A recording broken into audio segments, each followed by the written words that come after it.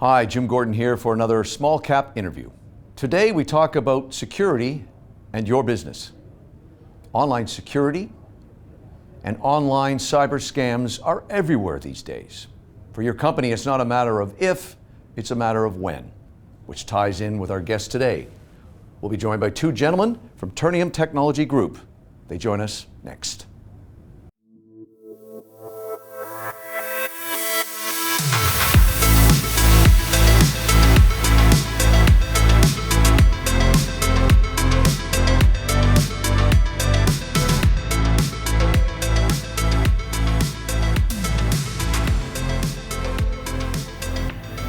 Today I'd like to just talk a little bit about where we were before I met Turnium.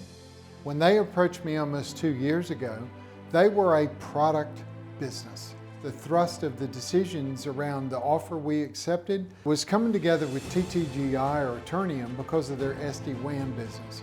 What I loved about it was here they had a channel partners, 70 worldwide, over 12,000 sites, more than 5,000 devices in the field with a great client base. And here I had a technology as a service business where we could deliver the whole carton of eggs that I talk about all the time. And if we could marry these things together, that would be a great outcome. So we started the discussions, and I'm seeing distribution through OEM worldwide, great opportunity for me. Turnium's looking at me going, wow, new products and services into that channel partner. So it was literally a hand in glove fit. Once we came together, and I've started this, kind of from February 2024 through to when we were fully acquired in August 2024, was kind of looking at the messaging and looking at how are we pitching ourselves to the market? How are we presenting ourselves to potential investors and customers?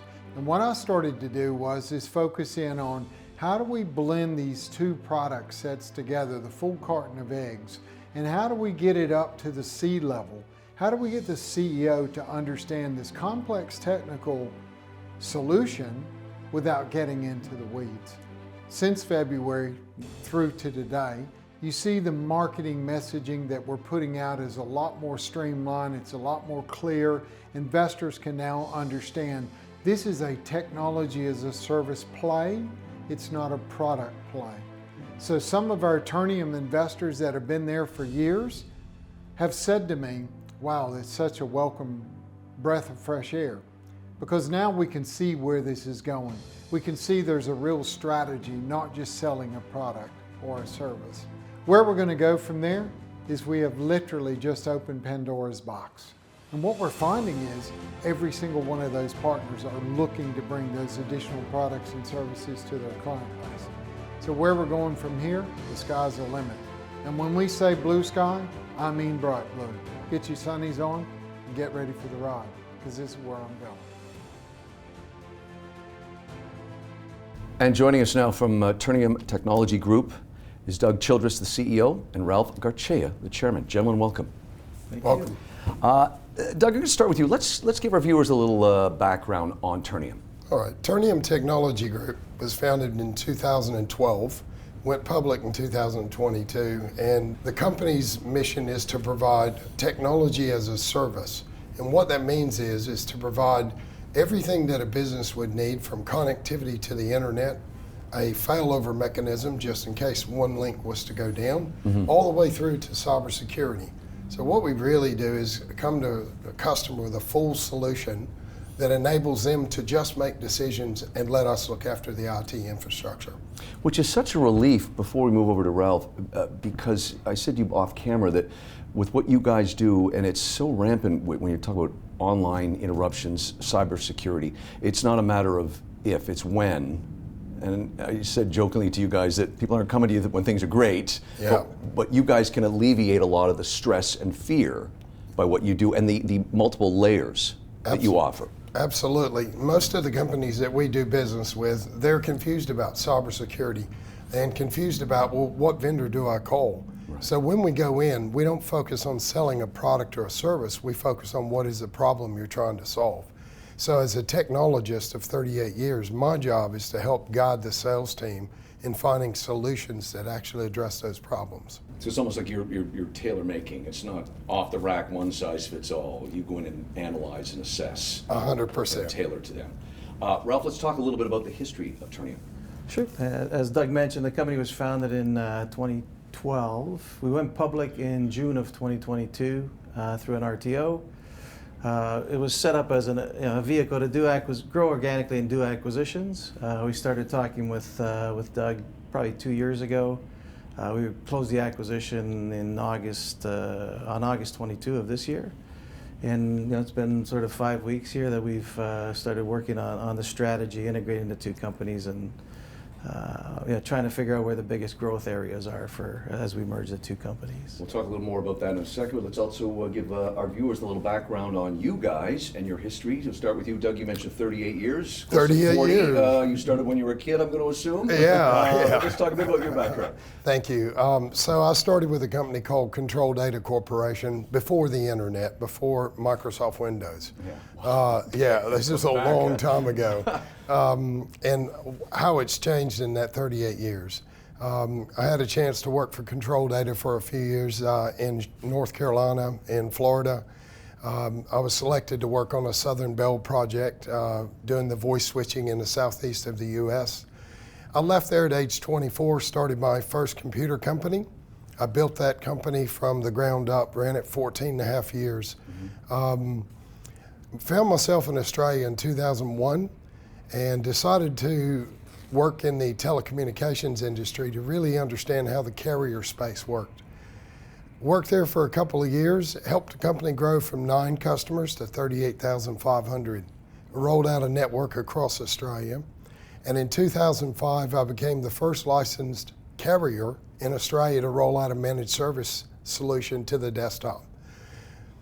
2015, I sold that company for $20 million and thought I would get out of the industry for a while.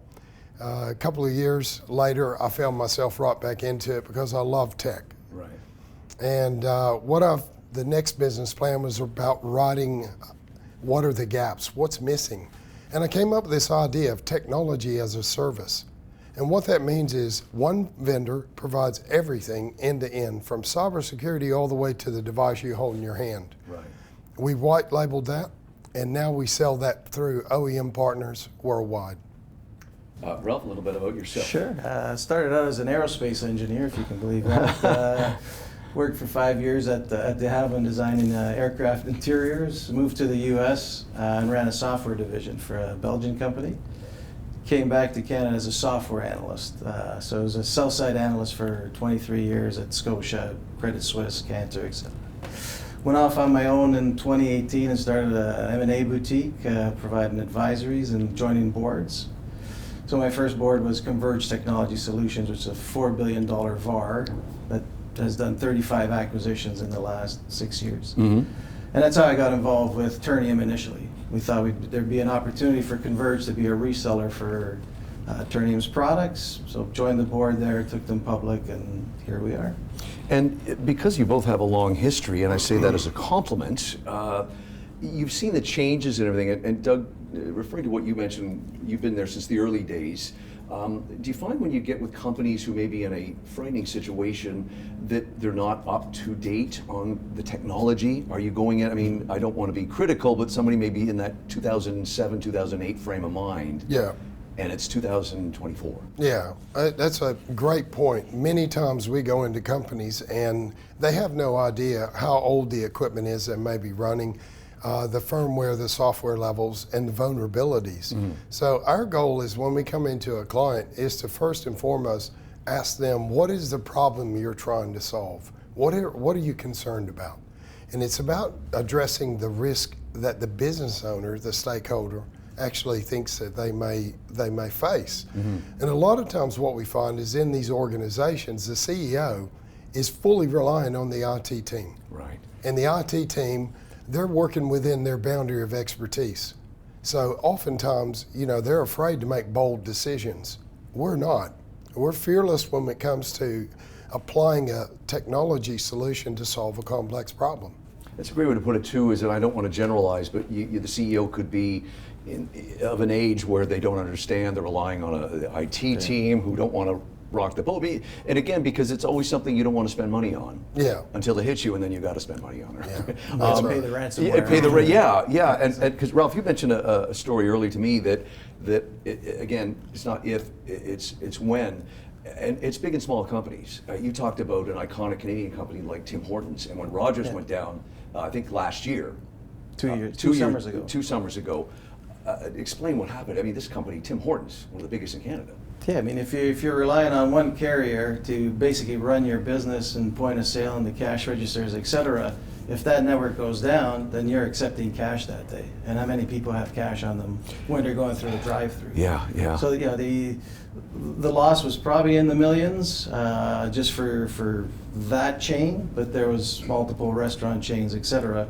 You just were not accepting cash. You weren't accepting debit cards or credit cards, and only cash that day. So what we do is provide that failover, that if one network goes down, it'll fail over either to a 4G, 5G network, or Starlink, etc. That's a good point to make. The Starlink, yes, you're always there. Because I was asking earlier about what if there is nothing you can attach yourself, but you will go to something like Starlink. Absolutely. Yeah. And one of the other things about it is the Turnium SD-Wan product is so rock solid, is you could be on a Zoom call and the fiber be cut in the street, and your video is not interrupted. Yeah. You've still got your audio. And businesses today, we're working from home, it's critical. Yeah. So it doesn't just mean the Turnium SD-Wan product is not just for a business, but it's a home product as well. So we touch a very wide audience with our solution.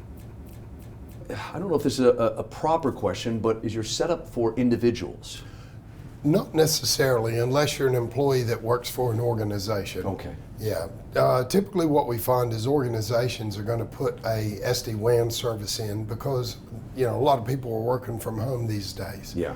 And the good thing about that is, at home we know we've got to be on a Zoom call or Teams or whatever. And the last thing you want to do is be in an important meeting and the link go down at a person's house. Right. So we're seeing more and more companies roll out SD-WAN to the homes now because they're remote offices. Right. But not necessarily for your typical mom and pop.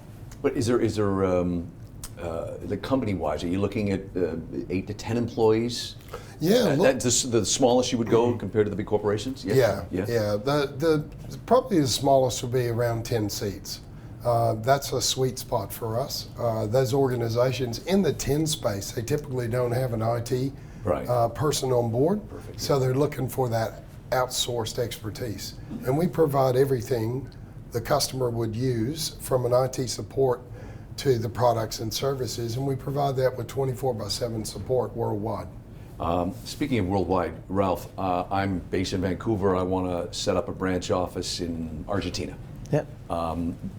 Obviously, I bring my IT guy in, but tell me what I don't have to worry about if I'm setting up even a satellite branch office in Buenos Aires. Yeah, it's probably our biggest advantage, but with the two companies coming together, because you would go there, land, we would have ordered you a laptop ahead of time, you'd log in, and immediately you have access all to the same files and network you would have if you were at the home office. Right. So it gives you that fully secured, you can feel comfortable now that there won't be any issues from a cyber perspective. The minute you shut down that laptop, you disconnect it from the network, so if you do lose that laptop, it gets stolen, there's no security. So I leave my laptop at a table in a cafe or something, I shut it down, you're okay? You're okay. Wow. Yeah. That's pretty remarkable. I'm curious, did you run into resistance from IT people that might be a little territorial? How do you handle that, Doug? Oh, it's a great question, because we do. We run into that often. And what we found is once we show them the benefits of what they're getting, and they see their jobs actually becoming easier. Right. Easier to manage the customer, and with a more secure environment to work from, it doesn't take them long to kind of change the opinion and jump on board, because we're really an extension of them.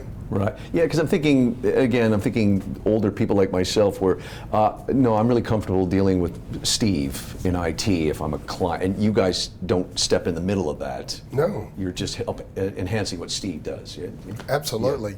One of the things that businesses often face the challenge of and this is something they never actually prepare for, is what happens when something happens.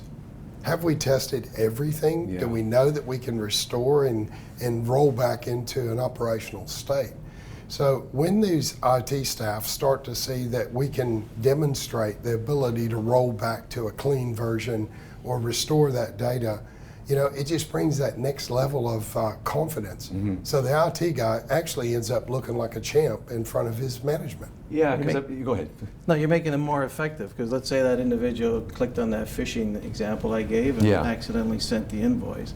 We would flag that right away, quarantine that device, remediate it before the bad guys got into your network and did more damage. Wow.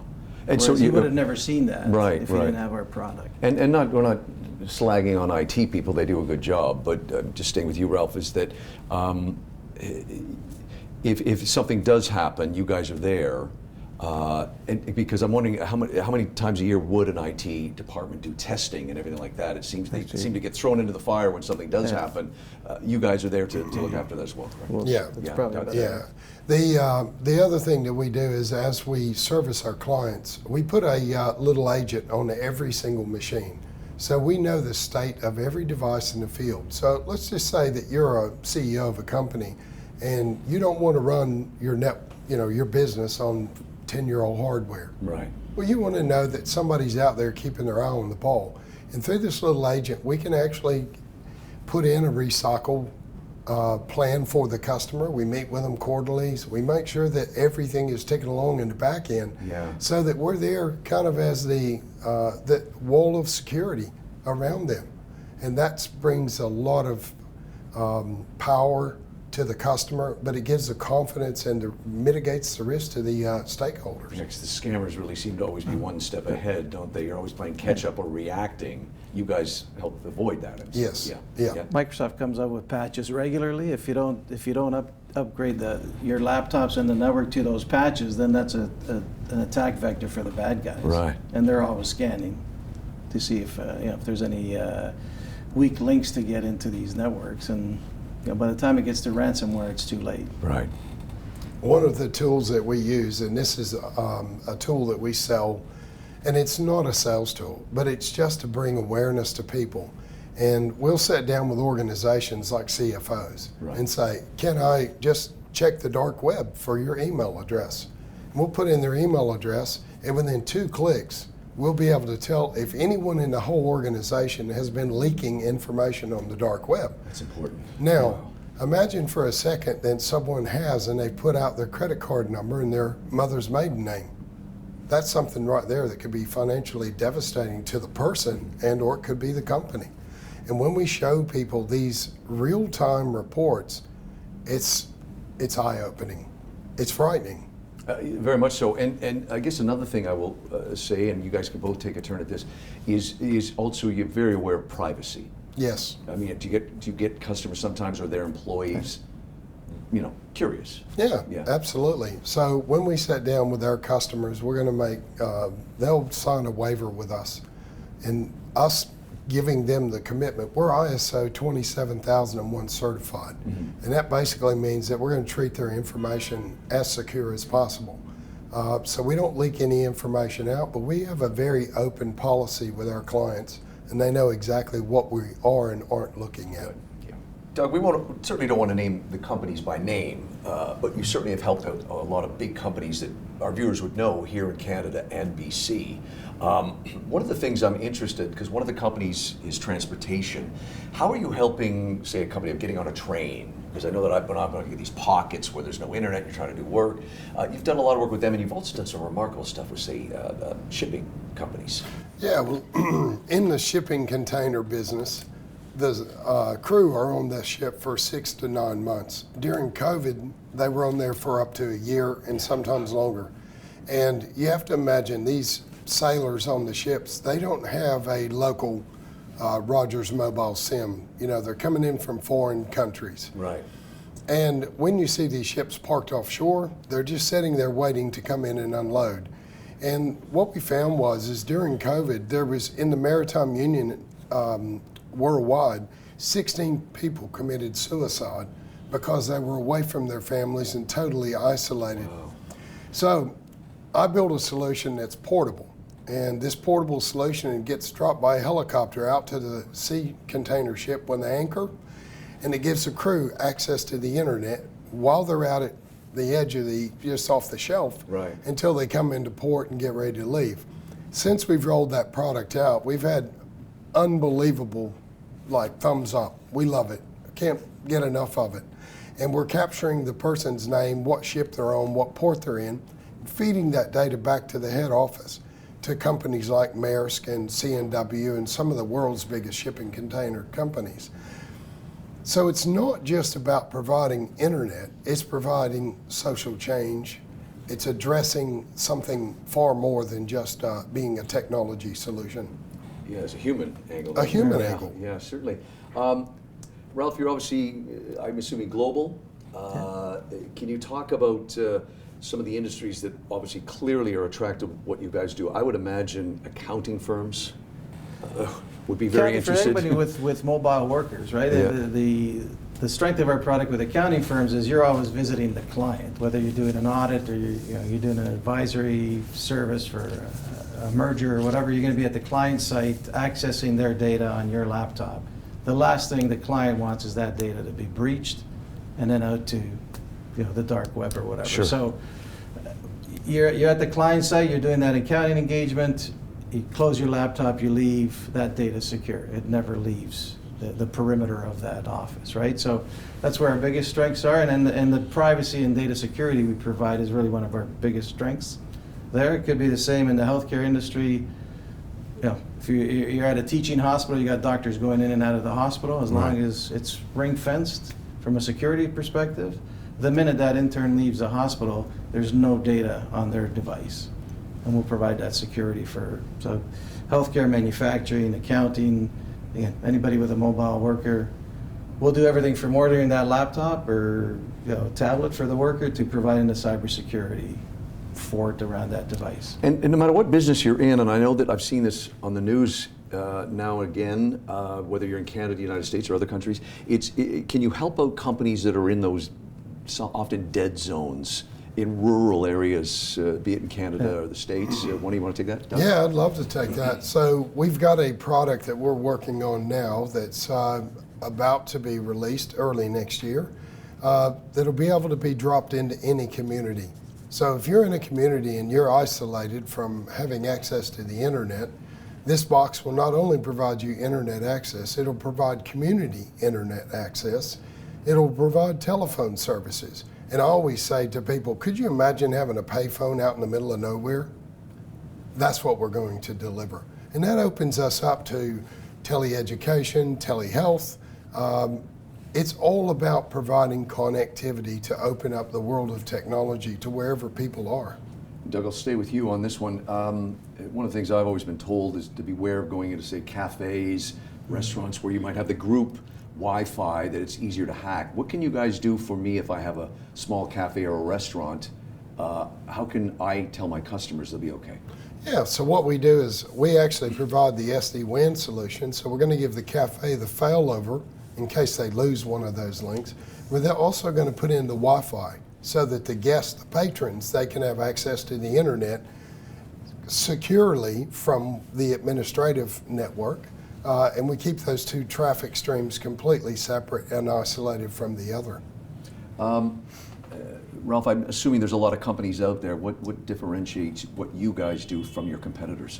Yeah, great question. I think from the SD-WAN side and the software perspective, it's our proprietary software, and it runs on an Intel. I mean, Intel's been a great partner of ours. It runs on an Intel x86 chip. So for each store example, let's say you can put a device in the IT cabinet in the store to run the point of sale system, the cash registers, the network, et cetera, for $300, $400.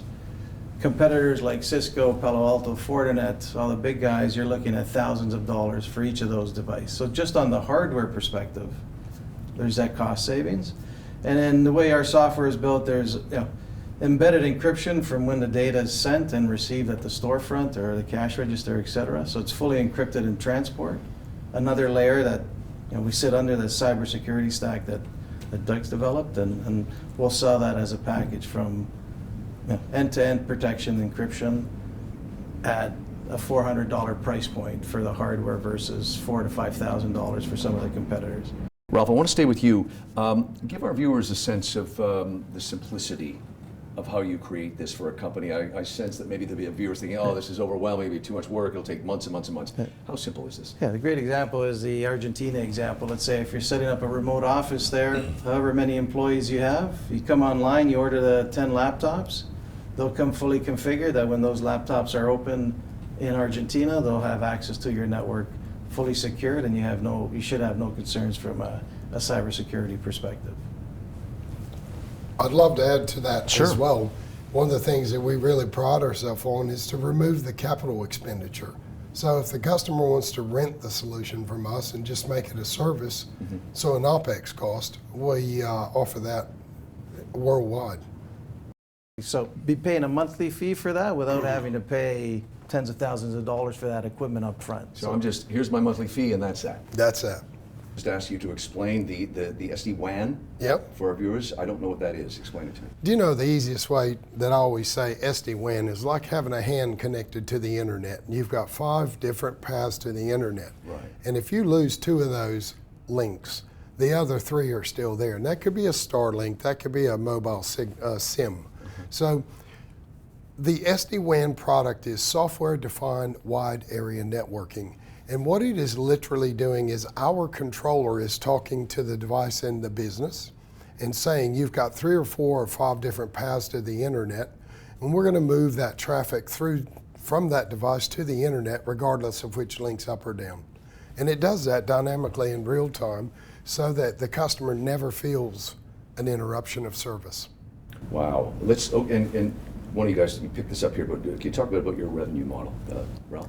Sure. On the SD-WAN side and on the cybersecurity, we'll sell it as a monthly fee. So software as a service, recurring revenues, anywhere from 1 to 3 year contracts. Sort of our average terms are 21 months. And it depends if you buy the full suite of products, it's in the $200 to $50 per month range. Starts from SD-WAN at the $30 range. So the beauty of the merger was we were selling SD-WAN, which provided the connectivity, and it was $30 per month per seat or per user. With DugStack, it's in the $200 range. All of a sudden now we can cross-sell into each other's customer base, and you're getting $250 per month per user. And that means, so from a strategic perspective and a cross-sell, the opportunities there are huge. I mentioned earlier to both of you about having been around a long time, the transformation. You can't ignore AI. It seems to be moving at an accelerated rate. How you might be using them and automating them into your sales and marketing process. Doug, start with you. Yeah, so about 14 months ago, I started looking at how can we run faster? And there's lots of systems out there in the market, one of which is Salesforce, and another one might be HubSpot. And they're CRM systems, but they require you to go get the data and to call on that data. And I thought, well, if I could automate that.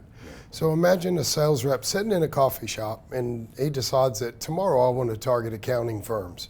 He can fill in a web form. We'll pull the data down, scrub it, clean it, get rid of what we can't call, and stick it into a call engine, and that will start sending the client the information until we get to about round 4, and that's when we're going to pick up the phone and call them. So we've done a soft introduction rather than getting a real cold call. And now what we're seeing is the embedding voice bots so that we can have real conversations 24 hours a day, 7 days a week in any language. And we'll use that on our website. We'll use that in the sales process, both inbound and outbound. And do you also assist with, for lack of a better word, like a blockade? I'm big on analogies, but just imagine you've got a fort around your business. Yeah. We are that fort. So we're guarding the gate and we're guarding the walls. Now we're also guarding everything on the inside. And the reason I say that's so relevant these days, because staff are clicking on things that have phishing embedded into an email. Right. And the staff may not actually understand. So it's important for us to catch it before it leaves the fort, and to make sure that we're training our staff, the customer staff, on possibly, this is happening with Mike in accounts 3 or 4 times a week. We might need to train him. So we have that full suite of cybersecurity and training and compliance so that when we step back from a customer, they can actually meet things like GDPR, NIST, FINSTRA, Essential 8, so they can help them get to that compliance level. And yeah, because how many times have you seen stories of a cyber scam that starts with one employee opening up an email, Ralph? That's your weakest link, right? I mean, it's you may get an employee for an email from Doug saying, "Can you please pay this invoice?" And if you don't look closely at the email and did it really come from him, or do a call to the CFO, should I pay that invoice? And you pay it, all of a sudden the bad guys are in your network. And I'll get both of you to respond to this. I'll stay with you, Ralph. Let's talk about some of the areas in the development pipeline that you're excited about. From the Turnium perspective, we have version 7 coming out, which just changes the game landscape on speed and throughput. I mean, it's up to 10 gigabits per second, which gives us the capability now to go to much larger organizations. So, change with 1,000 to 20,000 stores, et cetera. Our sweet spot before was 50 to 2,000 seats. Mm-hmm. We can now go up to 10,000 seats plus and go after much larger opportunities.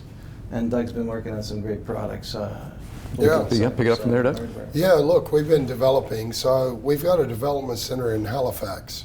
And I flew out and met with the guys in March and said, tell me, what are the bottlenecks? What do you need? And they explained to me, we need, more CPU, more throughput. So I went back, and we're now working with the manufacturers to actually build a new device. Now, this device will be the fastest SD-Wan device that has ever been put to the market. And quite proud of what we've come together. And had I never met Turnium, the developers in Halifax, this product wouldn't exist. Ralph, do you want to talk about just the biggest cost synergies with the two companies coming together? Yeah, already we've seen it on the development side with our staff in Halifax. We can leverage that capability to do some of the development, as the example Doug just gave. On the cost side, finance department, we've moved most of the finance from Australia to Vancouver, and we can do that all here where we're headquartered. And then on the sales side, I mean, he's built such a great platform at Claritii to do the automated sales now that we can probably double in size from a revenue perspective using his AI platform with only 1 or 2 headcount additions to do the pre-sales support. So that's where we'll get the biggest leverage. Probably finance, sales, and then on the R&D side. Let's look in the crystal ball, jump ahead over the next 5 years. I know things change very quickly in your world. Doug, start with you. What's the 5-year vision? Well, I'll pull it back to what's my next 2-year vision. Okay, All right. We'll take it at 2, okay. So, we're currently at around 11 million together combined. Mm-hmm. And when I joined the company, the first day, the first CEO meeting with the town hall with the team, I showed him a picture of Basecamp. And then I clicked, and when it came up, it said 100 million in revenue and 20 million in EBITDA by 2027. Right. That's Basecamp. There's 3 other peaks to the right of Basecamp, which are much higher.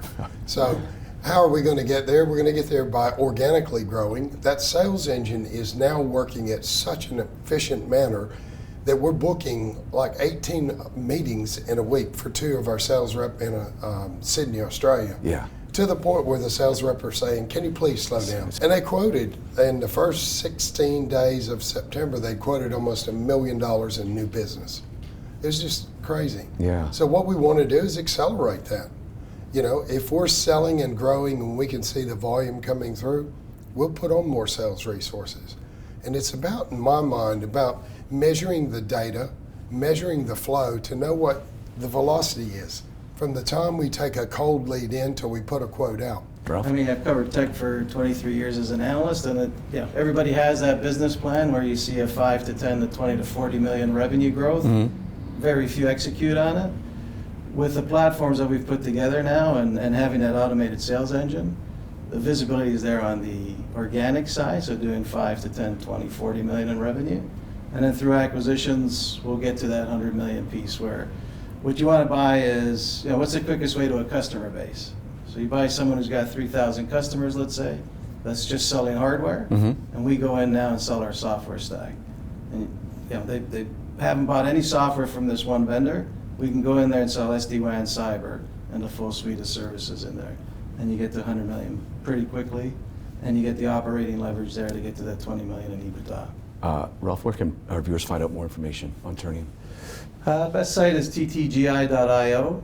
Then the investor page will give you most of the financials, et cetera. And then we're updating the website now where we're integrating all our products and the different acquisitions that we've done. And you'll get a full view probably within the next few weeks. Excellent. Doug, I'm going to give you the last word in a fantastically simple metaphor, but it seems to drive home your point of what you guys do, and it's the egg carton metaphor. Tell our viewers. Well, I found this quite interesting, and it's a great way to drive the point. Well, look, I mean, a lot of partners. We've got 70 worldwide channel partners buying one product. So if you imagine that's an egg crate with one egg, now we bring the other 11 eggs to help them fill that up. They don't need to hire anyone. They don't need to buy anything. They don't need to upskill. All they do is just reach out to us, and we'll help them roll out cybersecurity, all the other things that are in our technology as a service stack. And the beauty with that analogy is, for us, we'll get, let's say, $200 per month per seat at 85% gross margin. We give it to the partner. He goes out and sells. He can mark it up as he wishes, what the market will bear. Sure. And he goes out and sells that egg carton for us. All we care about is that 85 gross margin business, and that's where we continue to grow as a SaaS company. And rely on, we've built this great channel as Turnium with 70 global partners, and now we're giving them just a beautiful toolkit of products to sell. Congratulations on this, guys. I really enjoyed getting some background on this. This is one of the most important things being done today in the world in which we live that we forget sometimes is all wired. It's Doug Childress, the CEO, and Ralph Garcea, the chairman of Turnium Technology Group. Thank you both for joining us here on Small Cap Interviews. Thank you for having us.